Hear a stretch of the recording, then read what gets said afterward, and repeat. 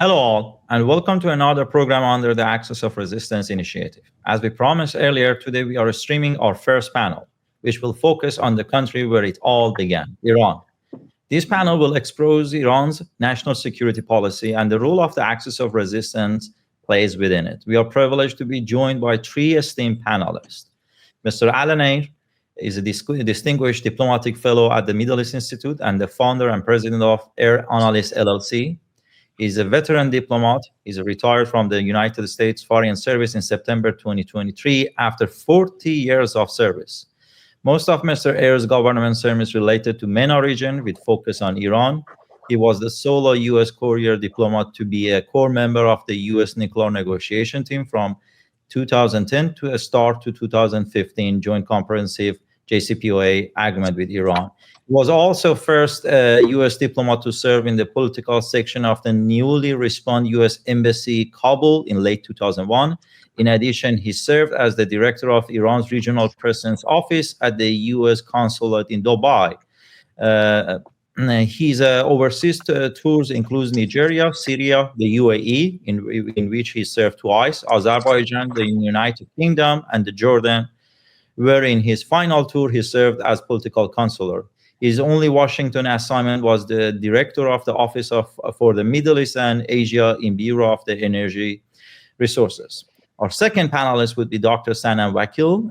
She kindly joined us from London. She's a director of the Middle East and North Africa program at the Chatham House. Her expertise spans Iranian and Persian Gulf politics, regional security dynamics, and U.S. foreign policy, with a particular focus on evolving the strategic landscape of the Middle East and its global connectivity. At the Chatham House, Dr. Vakil directs a diverse portfolio of the research and policy initiatives addressing critical issues such as Persian Gulf's security and economic transition, Iran's regional ambitions, governance and political reform, women empowerment. She provides nuanced analysis of Washington policy priorities, particularly those of the UK, US, and Europe, while also offering strategic insights into the growing influence of China and Russia across the region. Previously, she served. She's also, in addition to a role at the Chatham House, she serves as the James Anderson Professional Lectureship in the Middle East Studies. She previously served on the faculty of SIS Washington Middle East Studies program. She is a member of the Council on Foreign Relations and serves on the advisory board. Her views has been covered by international outlets such as CNN, Washington Post, and France 24. Our last panelist is Dr. Sina Azadi, a full-time faculty and assistant professor of Middle East politics at the GW or George Washington University. Dr. Azadi's research interest includes international security, nuclear non-proliferation, U.S.-Iranian relations. His doctoral dissertation, in which he concluded at the University of South Florida, was focused on Iran's nuclear program and a struggle for security and modernity. He previously worked as the research assistant at the Princeton University program on science and global security, and Woodrow Wilson International Center for Scholars, or I should say the late Woodrow Wilson Center. Sina is also visiting a scholar and professional lecturer of the international affairs at the George Washington University's Elliott School of International Affairs, where he mostly teaches graduate courses on Iran's foreign policy. Dr. Azadi also is a frequent commenter on both English and Persian-speaking media, including BBC, Sky News, Al Jazeera, Arte, I-24, and his pieces have been published by various journals, including Columbia University Journal of International Affairs, Arms Control Association, and Center for Strategic and International Studies. Thank you all for being here. It's very kind of you. I appreciate the opportunity. As you know, we are going to discuss the axis of resistance, but I want to kind of start with Mr. Alan Eyre. Mr. Eyre, Alan, you have a very unique understanding of Iranian culture, Iranian language, and vis-a-vis the Iranian politics, which kind of distinguish you from many servicemen, at least a number of them. And that's where I want kind of leverage or take advantage to kind of, connect us to the core of this discussion, the axis of resistance. Because whenever we discuss about the axis of resistance, the surface is that the axis of resistance is an ideological platform which contains non-state and non-state actors to pursue an ideological, a goal. But it seems to be kind of simplified understanding of the Iranian foreign policy. I mean, even though the Iranians naturally have some ideology, have a theoretical and religious regime, but in on and off in the conflicts between the Muslim and non-Muslim countries, they kind of sided with non-Muslim countries. For instance, in the case of Russian Civil War, the Iranians sided with the Russian Federation against Chechnya. In the conflicts between Armenia and Azerbaijan, the Iranians sided with Armenia against the Shia Azerbaijan. So the core of Iran's foreign policy is not necessarily ideological always, but the national security and national interest plays a role in it. However, when it comes to Arab-Israeli conflict, is a little bit different. Some of the Iranian politicians, including Mr. Hashemi Rafsanjani or Ayatollah Hashemi Rafsanjani, he was the former president of Iran, as you know. In his book, tried to indirectly address that, and he discussed that the Palestinian cause is a very important, unique issue for Iranians, signaling that when it comes to the Palestine and the Palestinian cause, they are prioritizing the ideology over many things. So what I want to ask you is to kind of answer this debate that whether the ideology is serving the axis of resistance, basically the Iran and its platform trying to recruit and advance their presence across the region through the ideology, or the axis of resistance being created as a platform from the very beginning to serve this ideology. Oh, that's a big question. Too bad I can't kick it to Saddam and Sina. So I'll just give my 2 cents and then they can give a more informed opinion. I don't think Iranian foreign policy has anything to do with ideology these days. I think it's essentially a nationalist foreign policy. I think there's a lag in understanding between what the Islamic Republic of Iran was originally in 1979 when Ayatollah Khomeini came to power, and he genuinely didn't give a fig, I think, about a nationalist foreign policy. He was trying to promote a certain type of Islam throughout the region. I don't think that's the case anymore. I don't think it's been that way for a while. So when I look at the Islamic Republic of Iran, I don't see an ideological or a clerical or even a religious regime. I see essentially a intelligence, security, military regime that still uses almost vestigially religious language to cloak what it's doing. I think in terms of where that lands us with the axis of resistance, there are greater and lesser ideological affinities among various parts of the axis. And let's not forget, what we call the axis of resistance, they just call allies. Mm-hmm. You know, these are essentially allies of Iran. The US has allies. Every country has allies. Iran has allies. And there's greater or lesser affinities.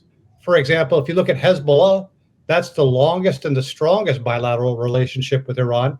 It started even before the time of the revolution. But then that sort of goes down. If you look at the affinities they have with Iraq, you know, as we all know, Iran and Iraq fought a vicious 8-year war, and Iran still sees Iraq, I think, in some ways as its primary threat, at least due to the common border.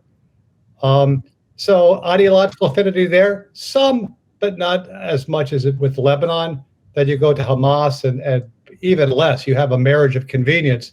So when I look at Iran and the axis of resistance, I see it as just part of its foreign policy defense strategy of asymmetrical resistance.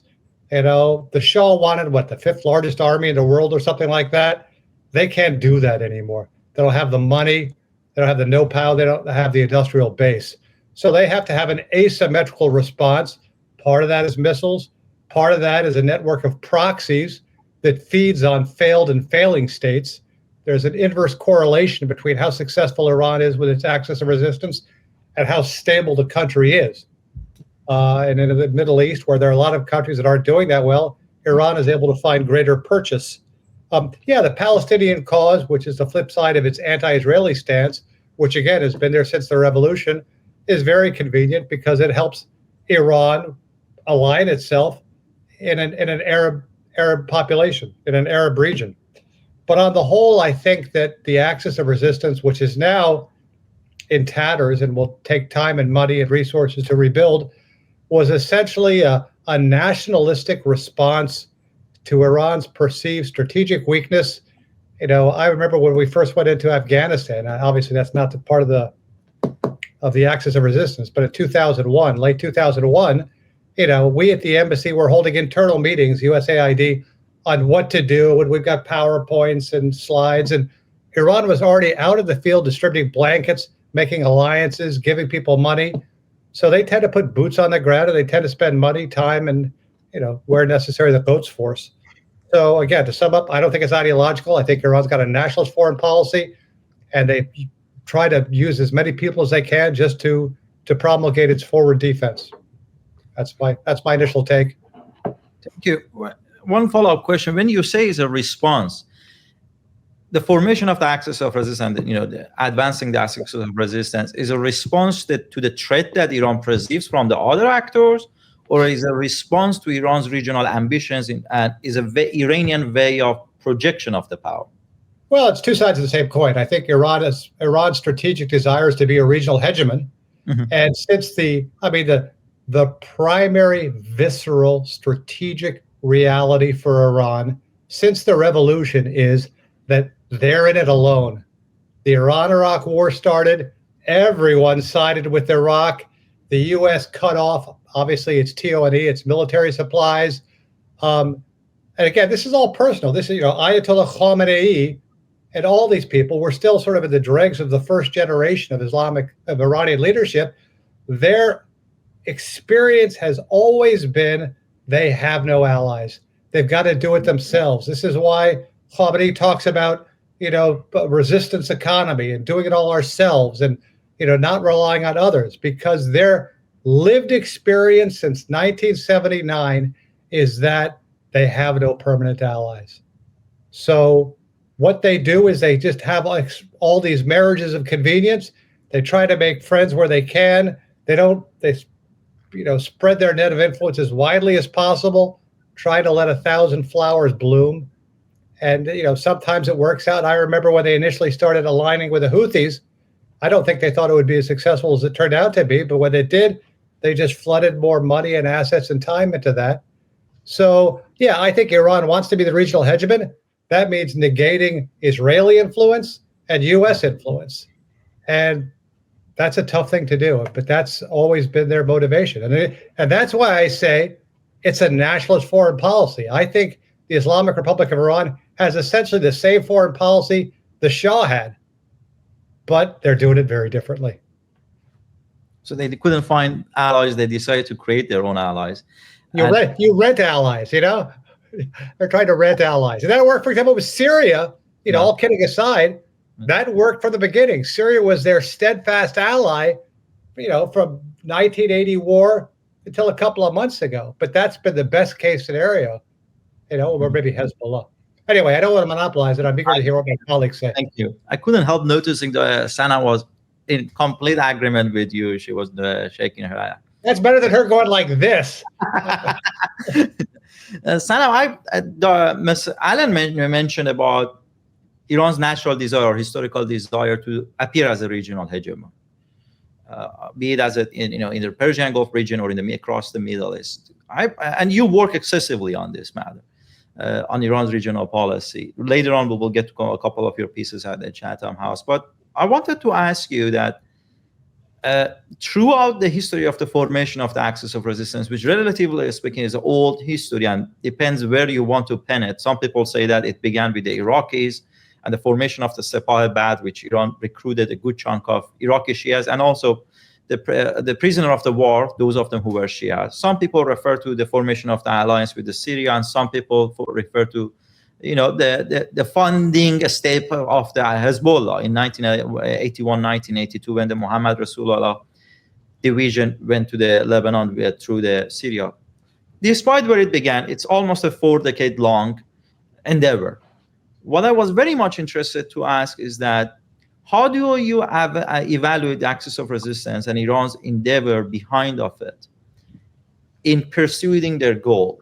To what extent they were successful and where they lacked success? Well, thank you for having me. And you're quite right. I was nodding along to Alan's analysis because I wholeheartedly agree that makes for, of course, a less interesting discussion. So try to spice it up. I think it's important to pick apart a few things. Firstly, the Axis wasn't necessarily, of course, a project that was created or envisaged at a historical moment. The Axis, to build on what Alan sort of laid out, was about opportunistic relationships that Iran cultivated to extricate itself out of its perception of isolation or strategic loneliness as a result of 1979 and the Iranian Revolution and its ideology, but also very much, I strongly agree with Alan's analysis that Iran is today, the Islamic Republic is sort of emulating, albeit in different ways, nationalist, regionally expansionist policy that was pursued by Mohammad Reza Pahlavi. And I think that can be picked apart in so many ways. But saying that out loud is quite controversial, and maybe we can come back to that. The Axis, I think, has of course, not been, as I said, something that was a strategy, but carried together opportunistically. And I think it's important to focus on how and why. Yes, Iran has exploited relationships in chaotic, weak security vacuums in Arab countries, and that's because of Iran's strategic loneliness. But what Iran has successfully done is build itself allies and relationships through its networked approach. And those networks over time have become the axis of resistance. But that wasn't, of course, the initial idea as far as we know so far.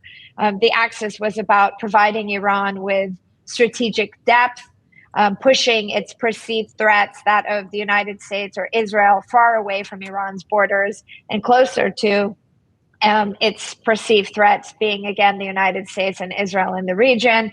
Thereby, it cultivated relationships on and around Israel's borders through Hezbollah, through Palestinian groups like Hamas and Palestinian Islamic Jihad, but also opportunistically, first by building a state-based approach with the Syrian government under Hafez al-Assad, but particularly consequential, of course, was coming to support Bashar al-Assad during the Syrian Arab uprisings in 2011, 2012. So, these relationships came together over time and became the axis of resistance. And I wouldn't say, today we can sort of critique whether they were paper tigers or if they indeed provided Iran with for a period of time, an important asymmetrical tool.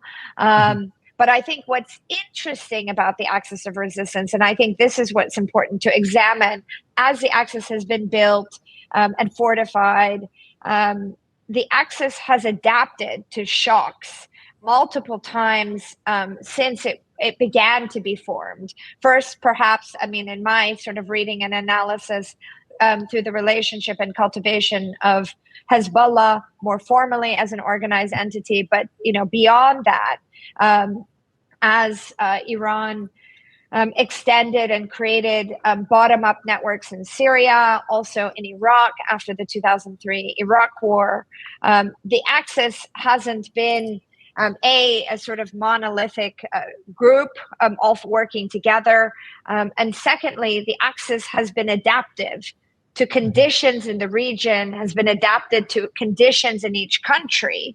And only over time, as a result of Iran's investments, I think, in Syria, did this become the so-called axis of resistance. And, we have to examine what Iran was trying to achieve. Alliances, strategic depth, deterrence. And I think what Iran was also trying to achieve was political influence in all of these countries where Iran needed allies.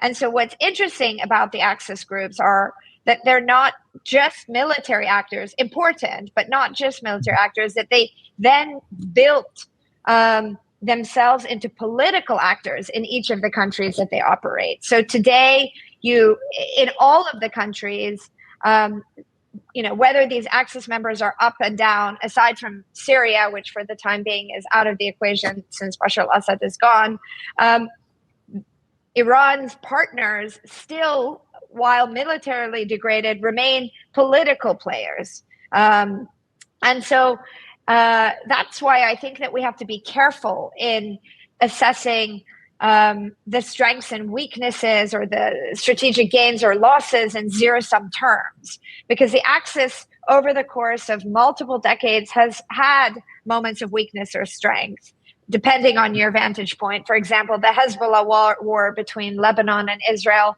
depending on how you looked at it, was a moment of victory for Hezbollah or, a moment of weakness for Hezbollah.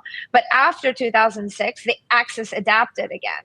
After the 2003 Iraq war, the Axis, of course, was formed through Iran's network-based approach in Iraq, relationships that were formed pre and post-revolution.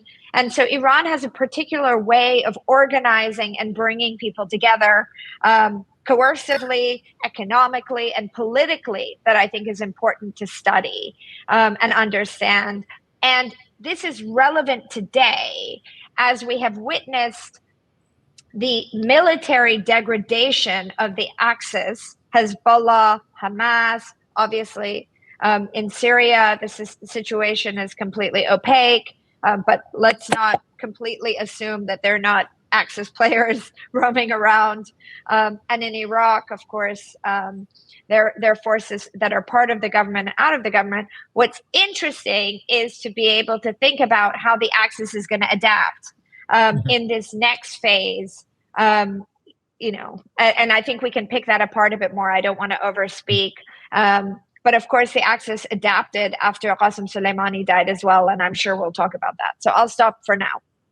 I'm very glad that you mentioned about these militias are more than these groups are more than just being a militia, because I think many people fail to see the extent that these groups go to turn to embody themselves not only to political spectrum of their country, but also to the social spectrum. For instance, the case of Hezbollah is a great case. I mean, yes, it's a militia, they have rockets and good number of manpower, but it also provides a great deal of social services. They kind of buy out the local, loyalty. They have the largest bank in Lebanon, the so-called Al-Hassan Al-Qarad institution, the charity. They loan people in Iraq. The PMF is doing the same. And even the Iranian militia in Syria, they try to on and off to kind of provide services, medical or health services to even the Sunni tribes in the Deir az-Zur. Not out of necessarily goodness, but, as you said, to establish a footprint in the society. But one thing that I kind of, wanted to ask you as a follow-up question is you mentioned about the adaptability of the axis of resistance. And there are different stages that we saw axis of resistance show itself very much adaptable. I mean, the best case of it is, for instance, the case of what happened to Ahmad Mutawassilian. Is a figure that today is forgotten, but if we want to really talk about the root cause of the axis of resistance, he was one of the primary figures behind the formation of Hezbollah. He lost, he's been kidnapped or he's been killed. We don't know about his, what happened to him, but he was out of the picture, I think, about 2 years after being deployed to the Lebanon. But Hezbollah was formed and it got stronger. It's kind of why I want to get us back to today. And we have seen axis of resistance losing a good number of its main figures. Hassan Nasrallah, and specifically speaking, General Soleimani, I think, who has been out of picture for about almost 5 years now. And the Iranian former foreign minister, in his famous leaked verbal history, he compared the death of General Soleimani to the major Iranian city being hit. I want to ask you a question that, do you think after the death of General Soleimani, axis of resistance failed in adopting? Because some people make an argument that after his killing, we have witnessed a decline of the axis of resistance. Or you don't see that relatable to death of the Soleimani necessarily, but the circumstances that happen in the region, specifically speaking, triggered by October 7th? That's a really interesting question. And I think that there's research being conducted and thinking being conducted about the impact of that moment. And I think contending views are emerging. My view, and those of some of my scholars at Chatham House, and the research we do, is thus far, Soleimani's death was certainly a huge blow to the Axis, and that's because of Soleimani himself being a particular individual that carried weight, relationships that were personally held, and had the gravitas to directly manage and order the Axis in a very direct way for Iran. But I think that Soleimani himself was an anomaly in the Iranian system, where we haven't seen many Soleimanis emerge in 46 years. And since Soleimani, in fact, and since his death, which was, of course, a massive shock to the system,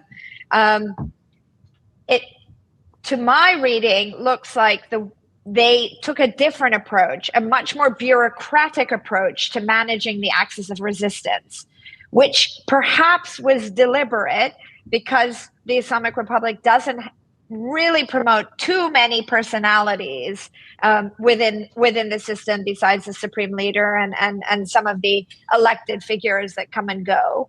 And within the military apparatus, Soleimani, I think, really carried this certain stature that created vulnerability, I think, for the Islamic Republic over time.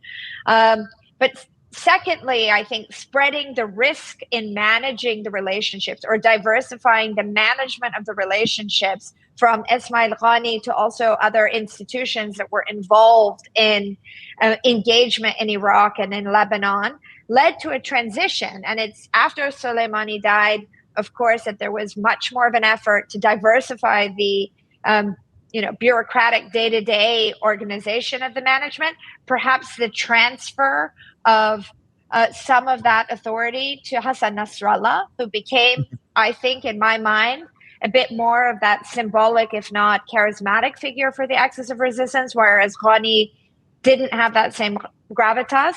But thirdly, I think this was deliberate by Iran's part, where it was trying to perhaps take some distance in the direct oversight and control of the axis of resistance, as there was more acute awareness that Iran's relationship with the axis of resistance was no longer operating under this rubric of plausible deniability. Iran was very much responsible, and I think Iran was looking to create some distance between itself. And so it was looking to create much more interdependence between the groups, or, pursuing this unity of arenas approach that is often talked about.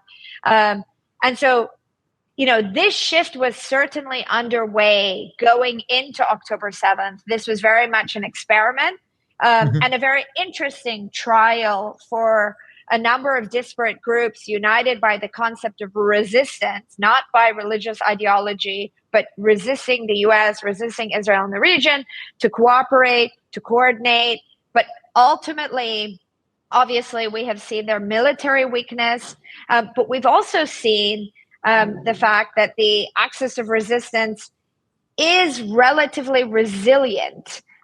Maybe not in terms of achieving their military objectives against the United States or Israel, but as surviving. And it will be really important, I think, for governments, policymakers to continue to watch the adaptation mechanism.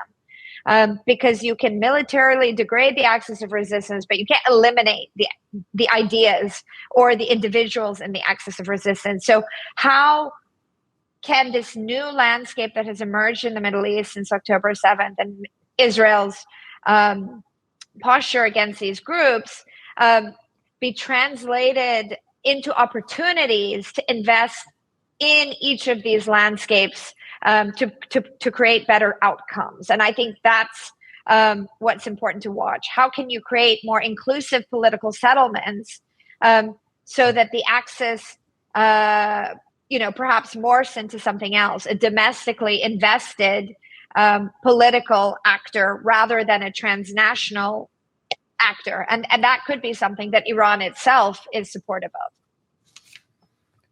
Thank you, Sanam. I appreciate your take on the rise of bureaucracy. I think, I don't know, maybe it has also something to do with the character of Ismail Qani. He's been accused of being the bureaucrat in the Quds forces, during the Qasem Soleimani, his position was mostly due to the budgeting and Afghanistan bureau.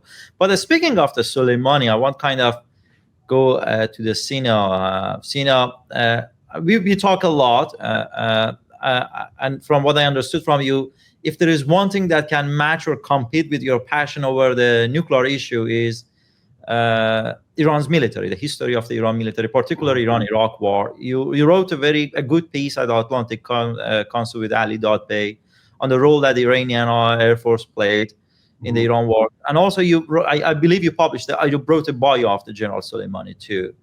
I want to ask you questions that to what extent you think the loneliness that Iranian felt, if there was any in your view, during the Iran-Iraq war, kind of fueled or triggered Iran's endeavor to create their own allies? I mean, kind of pivoting back to the Allen's remark that Iranian couldn't find an ally, so they decided to rent one. And the other question that I want to ask, build on your answer, is that to what extent you think today's position of the axis of resistance is indebted to the Soleimani himself? You wrote his bio. You wrote a bio on him. You studied him quite closely. Do you think without him, and I know it's a very hypothetical question, it's not very fair, but do you think without him, axis of resistance would be where they were today, or where they are today? Well, it's great to be here, and I'm glad that I'm with my friends and colleagues, Alan and Sanam. Look, this sense of loneliness, as Alan pointed out and Sanam also spoke of, I think it's not limited to the Islamic Republic. I think it dates back to the Shah's time. And when you look at some of the rhetoric that comes from the Shah or the Islamic Republic, they're all pointing out to the same direction. Their view is that Iran has always been alone. International law never protected it. Its neutrality never protected it against invasions. When you think of it, in the 20th century alone, let me just clarify it, in a matter of 80 years, Iran has been invaded 3 times: World War I, World War II, and the Iran-Iraq War. And in all 3 occasions, its neutrality, its territorial integrity was violated in contravention of laws. Now, you can say in World War I, there was no such thing as international law, but still Iran was a neutral country. It was invaded. It suffered because of the World War I. It was also occupied under the British and Russians during the World War II, and so on and so forth. So the view that Iran is alone is not limited to the Islamic Republic. I think the Shah also shared the exact same view. This is why we were seeing that he also started to invest in, nowadays we call proxy forces. It was him who started investing and paying off the Shias in Lebanon to advance Iran's interests. He also intervened in Iraq, in Yemen, in Oman, to protect Iran's interests away from Iranian borders. In one of the famous quotes that I often like to use, Savak, the Secret Service intelligence, its head of Middle East operations, had pointed out that if we don't fight on the beaches of Mediterranean, we're going to have to fight on our own homeland. And this was in 1977. And ironically, Khamenei repeated the exact same comment in, I believe, 2013 or 2014, when Iran had intervened in Syria. And he suggested that if we don't fight in Syria and do not defend the shrines in Syria, we're going to have to fight in our own cities, Isfahan, Shiraz, and Tabriz. So you see that the Iranian leadership, despite the regime change, views taking this fight abroad by supporting the proxies is a matter of, for them, it's a matter of national security. Iran-Iraq war, I think, made things even worse because this is a time where, unlike World War I and World War II, you had certain regulations, use of chemical weapons was prohibited, and many other norms that were violated during the Iran-Iraq war, and nobody said anything to the Iraqis when they were gassing Iranians. Mm-hmm. And so while I was completing my dissertation, I spoke to an Iranian scientist, a nuclear scientist, who told me specifically that the reasons Iran started or restarted its nuclear program was because Iraq was using chemical weapons and nobody was saying anything to him. He also had a nuclear weapons program. And the concern in Tehran among the political leadership and the scientific community was that if they get their hands on a nuclear weapon and they use one on Iran, nobody's going to say anything to them. So the only solution for Iran was to match the threat of Iraq's nuclear program, and that was the reason that Iran pursued its enrichment. I don't know if I answered your questions, but let me know if I did not. No, I think you did a good job, but and one thing that I found it quite fascinating when you mentioned the previous wars, the World War I, the World War II, and also Iran-Iraq war, and I kind of found that fascinating because it connects us to the 2 days event. In all these three wars, even though Iran was not the party that began the war, initiated the conflict, in World War I, Iran wasn't even in the position of waging a war. But there is always a counter-argument. And the counter-argument is that in all three events, Iranian governments, with their own foreign policy, provided a pretext to the invader. In terms of World War I, for instance, the counter-argument is that, as you know, the Democrat Party, which was the dominant party in the Majlis, the constitutional regime, was strongly pro-German and had some ties with also Ottoman Empire. In terms of World War II, the Iranian government had on and off ties with the Nazis.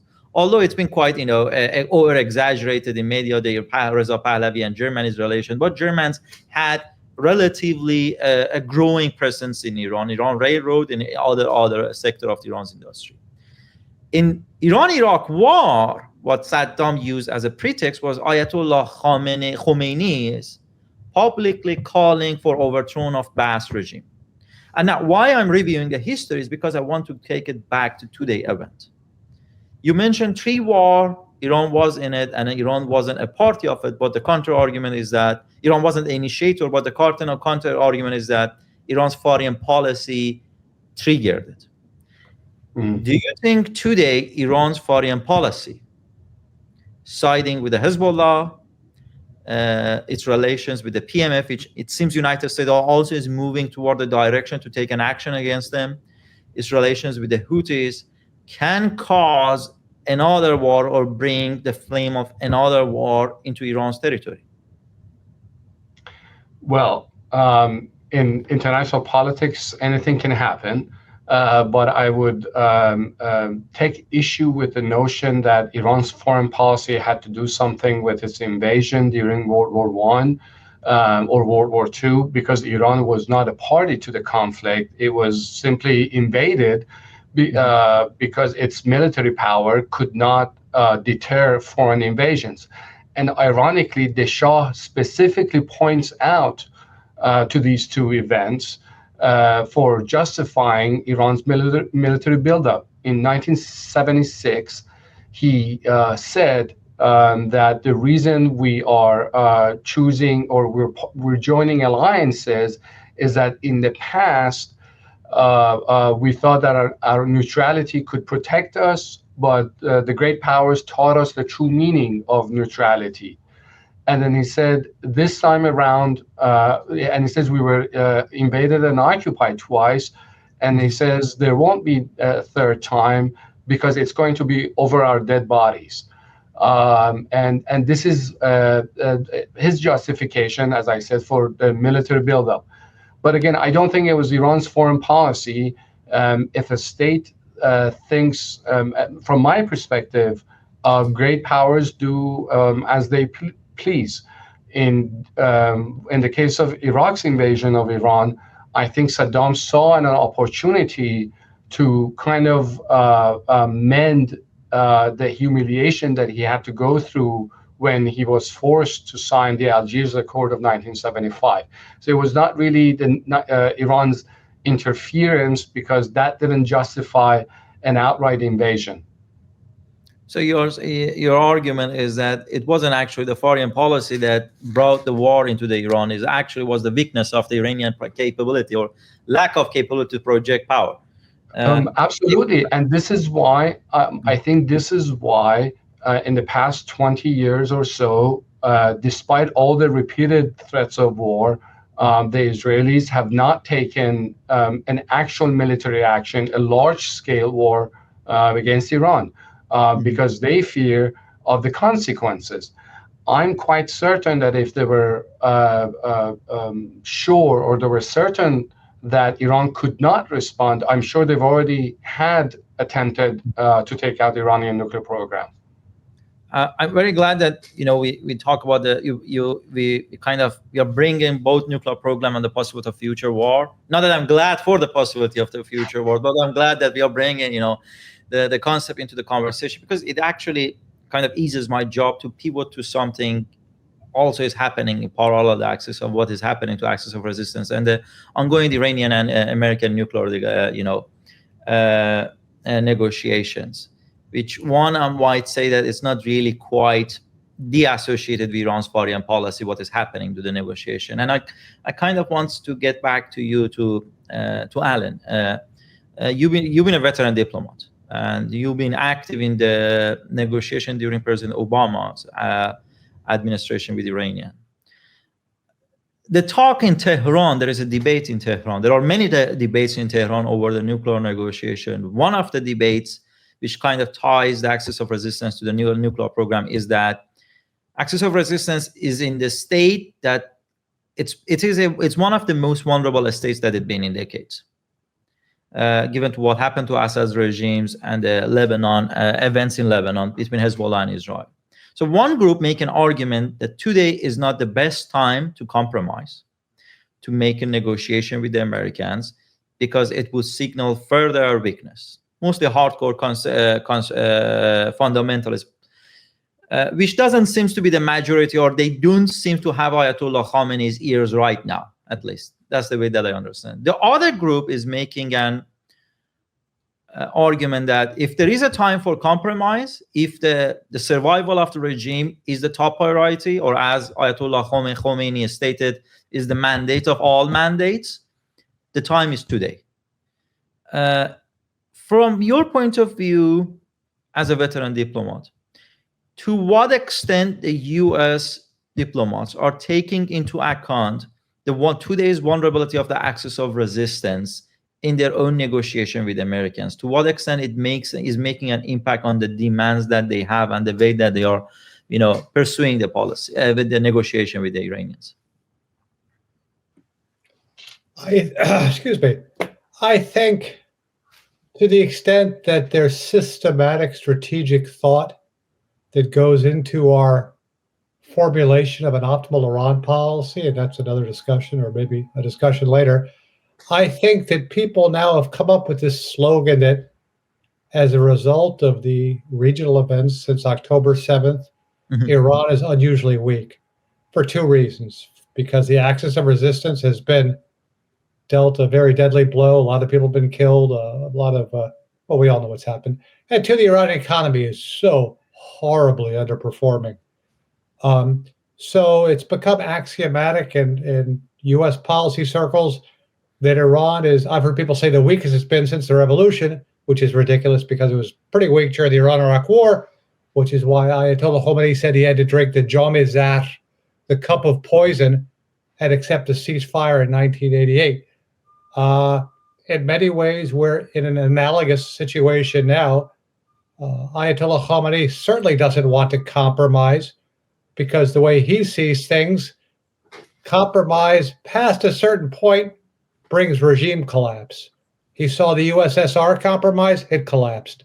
He saw Saddam compromise, it collapsed. You saw Gaddafi compromise, he's dead. So what Khamenei doesn't want is to put chum in the water so that all of a sudden the Iranian people rise up and other countries start being more aggressive. He's willing to, for the sake of the preservation of the regime, Hifz Nizam, to allow negotiations. Khamenei is always trying to be very Delphic in what he does. He's never come out and say, I love the idea of negotiating with the U.S. His stance is always, you guys go ahead. I don't trust the U.S. I've never trusted him, never will trust him. But if you want to try, ahlan wa sahlan. That's what's happening now. The U.S., as I said, partially, and when I say the U.S., let's be honest here, there's two people making Iran policy. One, actually, President Trump, with what it seems to me minimal input, and that's being executed by Steve Witkoff. What's changed since the Obama administration is whereas the U.S. during the Obama administration was paying more attention to what Israel was thinking, to what the U.S. Congress was thinking, I think President Trump, as we've seen in his most recent trip, is paying attention to what Saudi Arabia, the UAE are concerned about. And as opposed to the last time we did this during the Obama administration, where the Gulf countries were opposed to negotiations, I think the Gulf countries now support U.S.-Iranian negotiations, which is one of the reasons, to the extent that I feel optimistic, which is not a great extent, it's because the Saudis and the Emiratis, don't want a war in the region. Mm-hmm. So the final point is, where we're going to shoot ourselves in the foot is if we insist on no enrichment. As we've seen, Mr. Witkoff has said a number of times, we want to stop a nuclear weapon, which has always been the U.S. red line, no nuclear weapon for Iran. He sees that as only possible if we forbid enrichment at all, at any levels in Iran. I think for Iran, that's a non-starter. But what could happen is that in this situation, as with other Trump initiatives, he declares an initially maximalist position, backs down, and declares victory. So that could be the case with the nuclear negotiations, where we say zero enrichment. There's some sort of a workaround, perhaps involving the E3 negotiations with Iran, and we find a modus vivendi. If not, if the U.S. continues to insist on zero enrichment, I think it's going to be tough sledding. So I'll stop there. What do you mean? Is going to be kills the negotiation? That's what you're suggesting? I think that Iran and the U.S. cannot come to an acceptable agreement if the U.S. continues to insist that Iran not be allowed to enrich uranium in any way, shape, or form. I think Iran, not just financially, but also in terms of prestige, has put far too much in its nuclear program, rhetorically, in terms of its sense of national self-worth. And I think Ayatollah Khamenei and the people who are helping him with foreign policy think that were that to happen, were Iran to agree to zero enrichment, that would be a fatal sign of weakness that would invite further attacks, further pressure on Iran. And as I said, where Khamenei is similar to Khomeini is he's very conscious of not compromising, so much so that it involves a weakening and a collapse of the Islamic Republic of Iran. And I think for Khamenei, zero enrichment is a bridge too far. Yeah, and I think he's been quite persistent in signaling that he's aware of the history. He's been alarming, mentioning Gaddafi's recent speeches. I mean, in unusual ways. But one quick follow-up questions that I have. Let's assume, for the sake of the government, zero enrichment is one thing that the Americans really want, and Iranians don't want it. Don't want to accept that. Do you think is there any incentive that Iranian can provide or concessions regarding the regional policy or their ballistic missiles or any other policies that the United States doesn't find pleasant that can satisfy Americans to move on from the enrichment, zero enrichment?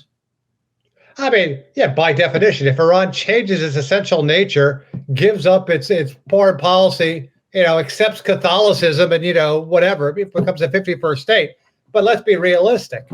Iran right now is in a transitional phase. Yeah. Everyone's waiting for Khamenei to die. I don't think the hardlines, the Paidoris, the extreme hardline, which opposes negotiations, people like Saeed Jalili, have any sort of real influence on Iran's foreign policy. The reality is, the felt reality for Iran is that its economy is doing horribly. It's very concerned about popular uprising, and it doesn't want to seem too weak. So if you're saying, can Iran work a deal where it foregoes enrichment but caves in on something else that the U.S. really cares about? I don't see that happening. I mean, we did negotiations from the start to finish the nuclear negotiations. When I was doing it, it took 5 years, and that was just the nuclear issue, right? Oh. We firewalled the nuclear issue from everything else. A lot of people are like, why don't you do human rights? Why don't you do missiles? Why don't you do whatever? Because solving two issues with an implacable enemy is harder than just solving one. So I don't think it's realistic to talk about linking stopping enrichment with other activities Iran could take so that it becomes acceptable to the U.S. Now, there is a role for, regional participation. Again, when we did it, Saudi, the Emiratis really weren't a part of the negotiations. Certainly formally, they were to some extent informally, but it could well be the case that President Trump and Mr. Witkoff involve the Emiratis and the Saudis more in brainstorming to find an acceptable solution between the U.S. and Iran. But don't forget, this is not just U.S. and Iran. There's also the E3, and there's also the ticking clock of the snapback mechanism and the expiration of the JCPOA UN resolution in October. Because if, in fact, the Europeans decide to snap back sanctions before the resolution expires, that could set off a whole unhealthy chain of events where Iran withdraws from the NPT, and it can get very ugly very quickly. So the clock is ticking here. Thank you, and I'm glad that you mentioned the E3 and European Unions, because it kind of brings us to the piece that Sanam published in March at the Chatham House. And I think, Sanam, you were among the early people who kind of anticipated there will be a problem with enrichment at the end, and you kind of, one of the alternatives that you suggested in your piece, which is I personally found it quite informative, is that EU can offer an off-ramp. And I want to ask you, as a person who is based in London and is quite familiar with the Iranian foreign policy and US foreign policy, it seems to be the de facto or an almost dead end over here, or it seems is emerging over the enrichment. How can EU smooth things over? What role can EU plays over here? What's the Europe, and also what's the European perspective? Because I believe Mr. President Macron kind of expressed his concern that European concerns would not be kind of held accountable in the negotiations. So back to you again. Thanks for that question. It's timely and very important. And I appreciate that it appears we've hit a hiccup. I think we have to give policymakers on both sides a bit of the space to navigate through. I'm a little bit more optimistic. I'm not sure we've hit a dead end. I'm much more concerned about the E3 role going forward. Obviously, because the E3, France, Germany, and the United Kingdom have rightly committed to protecting and preserving the snapback mechanism, which expires in October. And because the E3 are not directly involved in the process between Steve Witkoff and the Iranian government, there's no clear pipeline or mechanism for their concerns to be addressed. So as I understand it, the E3 will use the snapback mechanism one way or another. What does that mean? They have choices. if a deal comes to fruition and they support it or support the contours of it, they have options to delay snapback, or to invoke snapback if their terms and conditions are not answered. If there's no deal, certainly they will use the snapback mechanism. And if they see progress in the talks and there's space for their issues to be addressed, I think, again, there's a delay scenario. But for the E3, as a question of principle, snapback is something that they are looking to use as a tool in their toolkit. What is it that the E3 are looking for? I think that's an important question to answer. Obviously, as longtime supporters and protectors of the JCPOA, they're big. They're promoting the return of Iran into compliance. Obviously, a stronger, longer deal. But in tandem to that, for the E3, what is really critical, particularly since the war in Ukraine, is that they receive commitments that Iran will halt the transfer of lethal aid, particularly to Russia. And there have been reports that have emerged over the past number of days that Iran has now transferred ballistic missile launchers to the Russians, not just the ballistic missiles itself. And of course, the Iranians are not confirming that.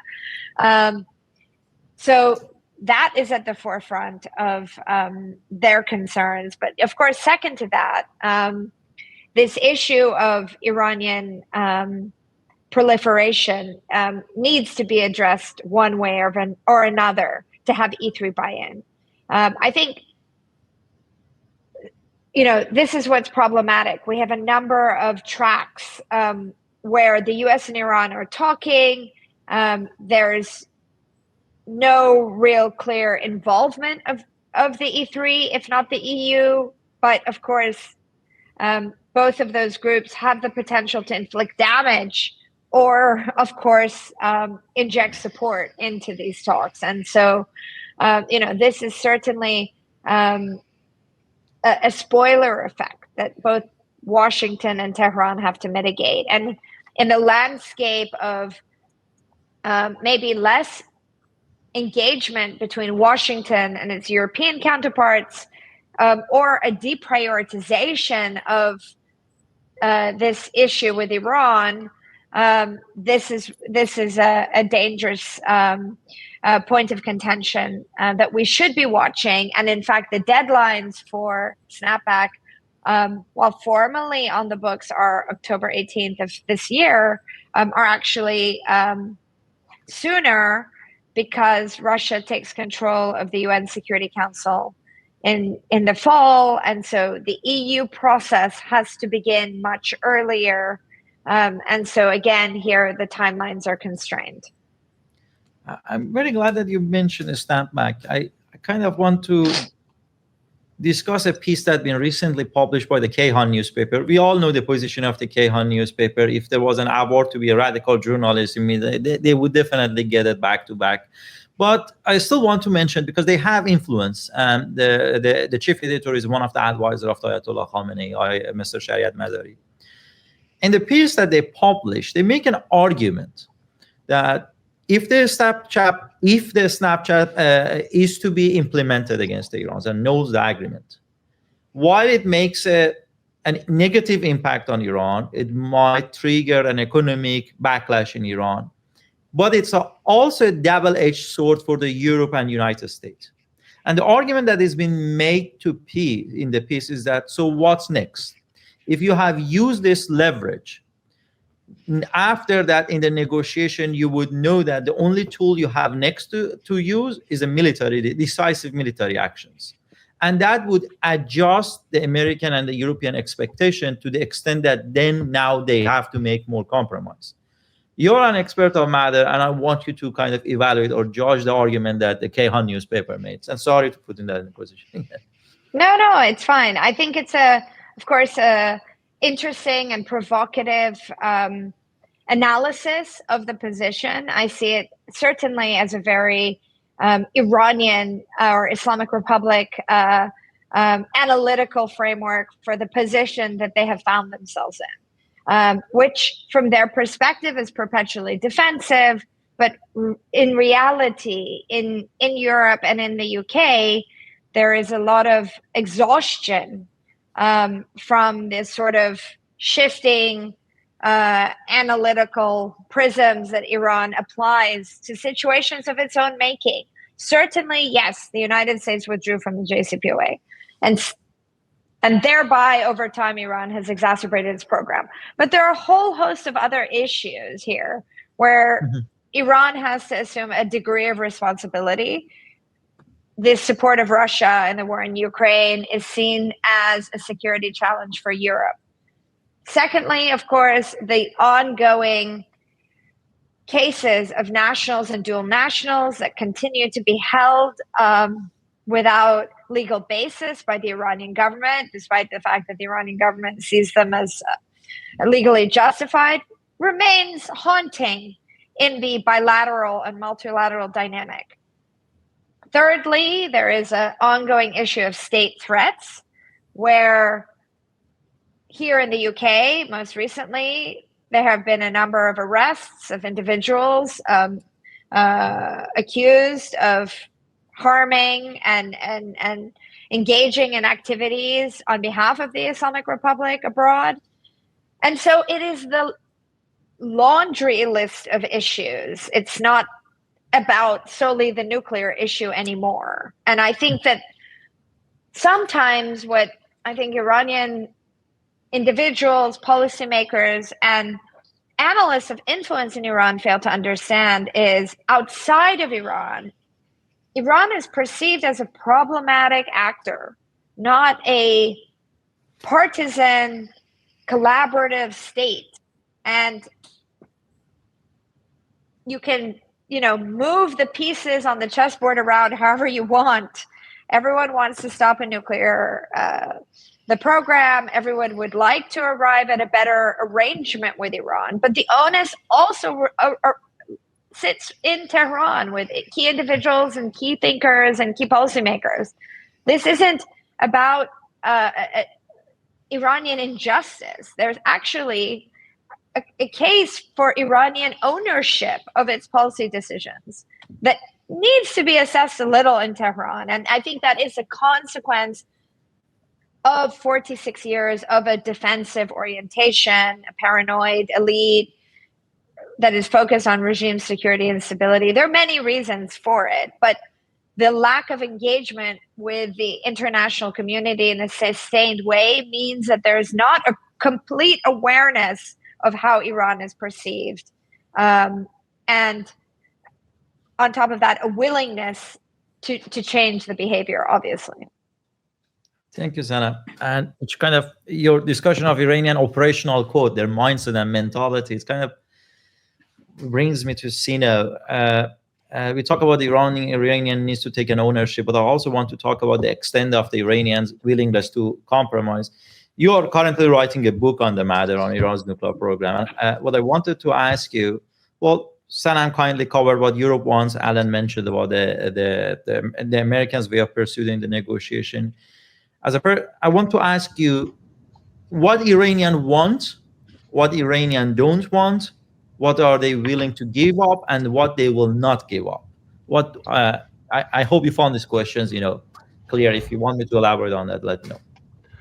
Well, it's very complicated to say what they want, but I think that the overall objective of the Iranian nuclear program is, one, to have an industrial scale nuclear program in the country.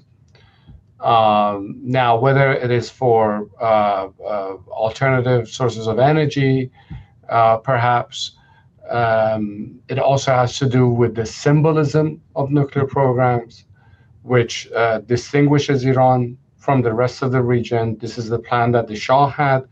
In fact, the Shah started the nuclear program just to show off to the other countries of the region that Iran has a nuclear program and they don't.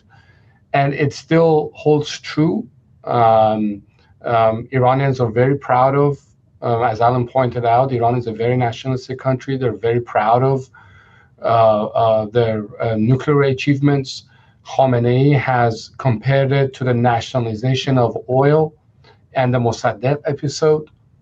But at the same time, and again, I want to go back to this theme of continuity that I have been focusing on, and that is, like the Shah, they also want to have a nuclear option. This does not mean that Iran wants nuclear weapons, but they are thinking that if and when the rainy day arrives and nobody comes to their assistance, and there's another Saddam emerging in the region, they must be able to protect themselves. Now, a lot of people in the past 2 years have argued, and I understand the sentiment that Iran, this is the best time for Iran to sneak out and test a nuclear weapon. I disagreed, and I still think that Iran has not reached a point where it says enough is enough and we need the bomb now. But I think there's a lot of pressure on the system from its domestic constituency to at least consider it. But again, they haven't reached that point. Now, these are the things that the Iranians want. What they are willing to give up, again, and I can only tell you based on what they've said, is that they are willing to compromise on the scale of their nuclear program, or to accept very strong verification and monitoring mechanism to make sure that they're not going to go for the bomb. But as Alan pointed out, and I strongly agree, that Iran will not give up on the enrichment. And they view, and Khamenei pointed out today, that from their perspective, the U.S. is not in a place to tell Iranians what they can do or what they cannot do in their country. And interestingly, the section that I'm working on for my book is Iran's negotiations with the U.S. under the Shah. And Iranian perspective back then, again, the U.S. was demanding Iran that it would forego plutonium reprocessing, national plutonium reprocessing centers in Iran. And the answer from Iranians, from the Shah and Etemad, his nuclear chief, was that it's really none of your business what we want to do in our own country, or what we don't want to what we want to do in our country. And that Iran should not be singled out and should be treated the same as other NPT members. So that's a perspective that the Iranians have had over time. Thank you, Sina. And I kind of, speaking of the perspective, I want to kind of get to the final stage of this. And given to the perspective of the Iranian that you discuss and the perspective of the Europeans that the Sanam discuss and the American, I want to ask you the first, what are the odds that the current negotiation is going to result in an actual deal? And if not, if there would be no deal, what's the other alternative? Is it war, or is the continuous of the status quo of the managed escalation, but no war, no peace? Sina, this is to you. Sorry, I thought you were talking to. Can you say that again?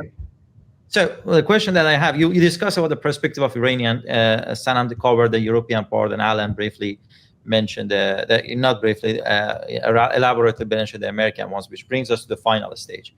What I want to ask you, which is starting with you, what are the odds the current negotiation between Iran and the United States results in a successful treaty or deal or accord, whatever framework they all want to use? And in an event that they cannot make a deal, what comes after it? Is it going to be a managed escalation, like the no war, no peace, the continuous of current status quo, or there will be a military confrontation? I don't know the answer to the second question. I really don't know. But the odds of success are dependent on whether the U.S. agrees to enrichment capacity in Iran. I think the chances of getting a deal with Iran without enrichment in the country are close to zero, if not zero. If that does not happen, we don't know what will happen. It's really difficult what the Israeli calculations are. I'm sure they'll try to get the U.S. dragged into a conflict with Iranians. They would prefer the United States to do Israel's fighting for them.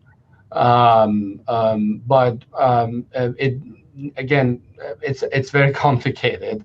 I think that on the Iranian side, they will try to leverage their nuclear program to force the Americans to back down on enrichment. But at the same time, we have the issue of, as Alan pointed out, the ticking clock of 2231, the snapback mechanism. Europeans are very angry with Iran, and I think there are three main reasons for it. First of all, it's a nuclear program. Second, it's European citizens that are held in Iran. And third is Iran's support for Ukraine in Russia. Iran's support for Russia in Ukraine.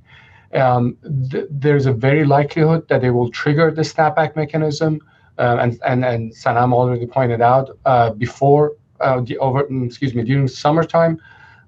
So we will have to wait and see what happens. But I'm very pessimistic that we were going to have a deal without enrichment. Thank you, Sina.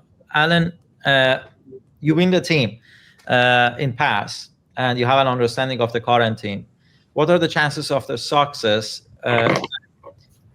Is there any outsider miracle worker here? Is there any country aside Europe and the United States that can actually smooth the process to a deal? Here's my 2 cents. I think the bottom line is this. President Trump does not care about Iran, okay? In his strategic vision, it's just not that important. He's a very transactional president. He's all about business. To that extent, he's thinking about China, Europe. This is a nuisance, okay? So I think that when he looks at Iran, he does not want, Calvin Coolidge said, he's misquoted, but the quote is, the business of America is business. President Trump's foreign policy is essentially transactional. How does this affect Wall Street? How does it affect the U.S. economy? Okay, and war in the Middle East is bad for the U.S. economy, and this is and also for the regional economies. And this is why, to the extent that I'm hopeful, or I'm looking at a way to look at this issue, I look at it this way. I don't think Saudi, I don't think the UAE, I don't think they want the regional situation to get destabilized. They have ambitious agendas. They've got a lot of problems on their plate. So they don't want U.S. or Israel to start taking out grid squares in Iran that have nuclear facilities. Okay? So President Trump, to the extent that he listens to input from various entities, no, he's not going to listen to China on Iran. He's not going to listen to Europe on Iran. He's not going to listen to Russia on Iran. He's not going to listen to Israel on Iran. And this is one thing I'm actually perversely heartened about, which is that there's sort of an instinctual animus that all U.S. foreign policymakers have about Iran. And certainly there's an existential concern Israel has about Iran that President Trump hasn't bought into. Okay? Like North Korea. He's like, well, they can be a great country if we make a deal, but they can't have a nuclear weapon. So perversely, I don't think that President Trump is saddled with a lot of the ideological constructs that previous people who've been working this issue have had. So I don't think it is likely there will be military action caused by the U.S. intentionally in Iran. To the extent that I am concerned, it's because even though I don't think President Trump will intentionally either allow Israel to attack Iran or attack Iran himself, I think that this administration doesn't really know how all the levers work. Previous administrations had a depth and a breadth of institutional expertise, and you can argue about ideological orientation, but they knew how the foreign policy machine worked. They knew how to coordinate on a global level.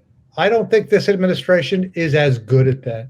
I don't think they are good at coordinating regionally or globally, and I don't think they necessarily know how to optimally utilize all the levers of foreign policy available to them. So where I am concerned is an unintentional escalation of hostilities that brings about military conflict in the Middle East related to Iran's nuclear program. Thank you, Alan. And Sanam, let's finish with you.